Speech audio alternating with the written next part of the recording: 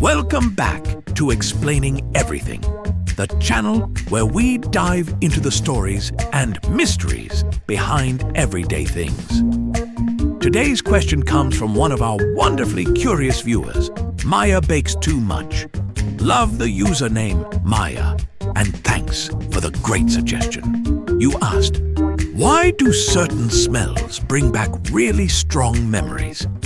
If you've ever caught a whiff of something random, like crayons, sunscreen, or your ex's terrible cologne, and suddenly felt like you just traveled back in time, you're not alone. Today, we're sniffing out the science behind scent-triggered nostalgia, right here on Explaining Everything.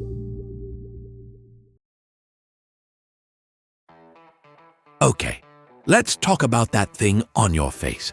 The nose. Not just a decorative bump or a sneeze cannon. It's your olfactory powerhouse. You've got around 400 types of scent receptors up in there, and they can detect over 1 trillion different smells. Yes, trillion.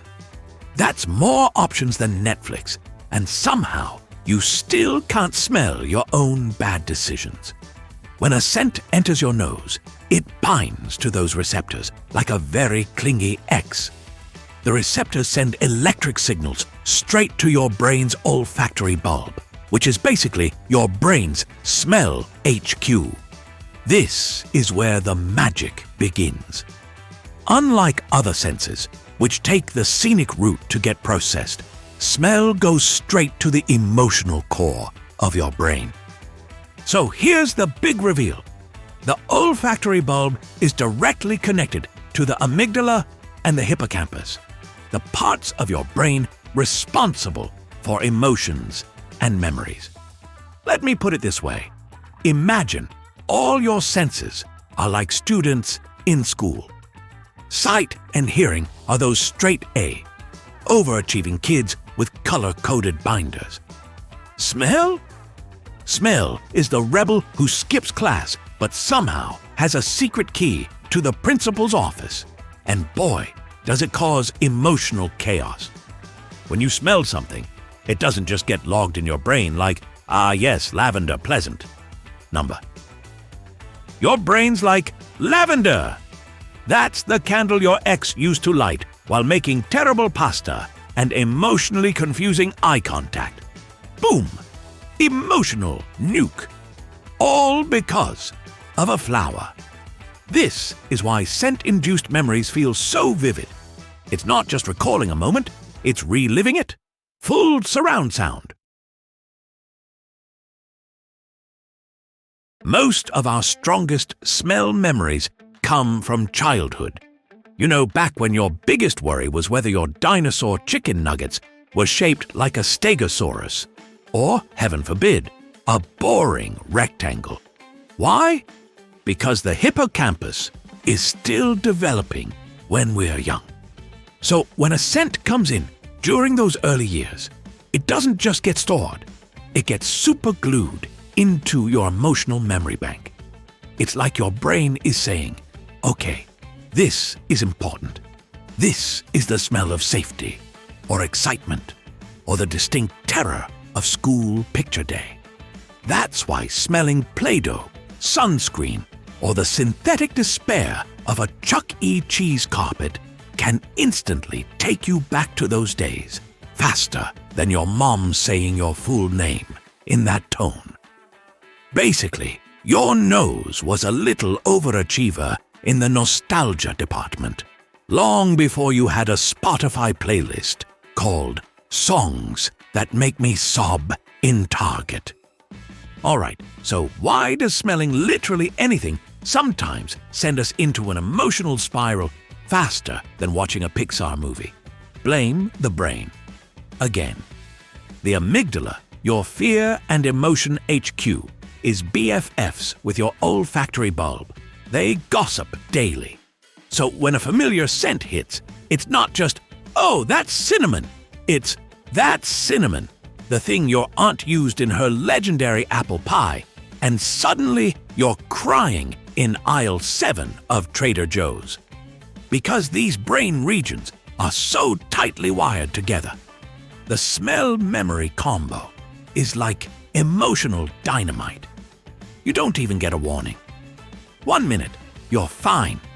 Next, you're texting your high school crush to ask if they still wear that terrible vanilla body spray from 2007. And hey, it's not always sad. Sometimes it's beautiful, like catching a whiff of your partner's cologne and getting butterflies, or the smell of rain reminding you of that one perfect afternoon where everything just felt right. Smells are the unsung poets of your life story. Slightly weird, often unexpected, and always ready to drag you into a memory montage. Now, here's where things get sneaky. Companies know that scents mess with your emotions, and they're using it against you. Ever walked into a fancy store and thought, wow, it smells rich in here? That's intentional. They're pumping out signature scents to trick your brain into forming positive memories. So you spend more. It's called scent branding. And yes, it's a thing. Disneyland smells like churros and popcorn for a reason. Abercrombie used to smell like teenage angst and shirtless marketing strategies. Even casinos use scent to keep you awake, alert, and making questionable financial choices. They know that if they can get a smell to hitch a ride on your emotions, you'll keep coming back. Wallet first, logic second. So, if you've ever bought a candle that smelled like mountain cabin and thought, I need to chop wood and rethink my life, now you know why. Your nose got played. So there you have it. Your nose isn't just a face ornament. It's a direct hotline to your deepest, weirdest, most sentimental memories. Every smell tells a story. And your brain? It's been collecting them like emotional Pokemon. Whether it's grandma's cookies, your ex's cologne, or that weird cinnamon-scented mop water from 3rd grade, your nose remembers. So next time you catch a familiar scent and feel an emotional punch to the gut, don't worry. It's not weird. It's just science. Sentimental, hilarious, slightly chaotic science.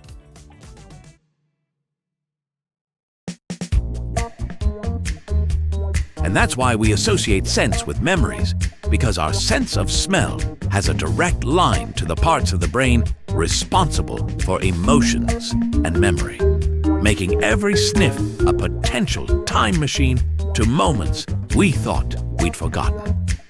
If you enjoyed this video, don't forget to like and subscribe and hit that notification bell. Also, if you have suggestions for our next video, feel free to share them in the comments below. We'll be sure to give you an acknowledgement for your contribution. Thank you for tuning in, and join us next time here in the channel that answers all the why, what, who, where, and how questions you've always wondered about, here on Explaining Everything.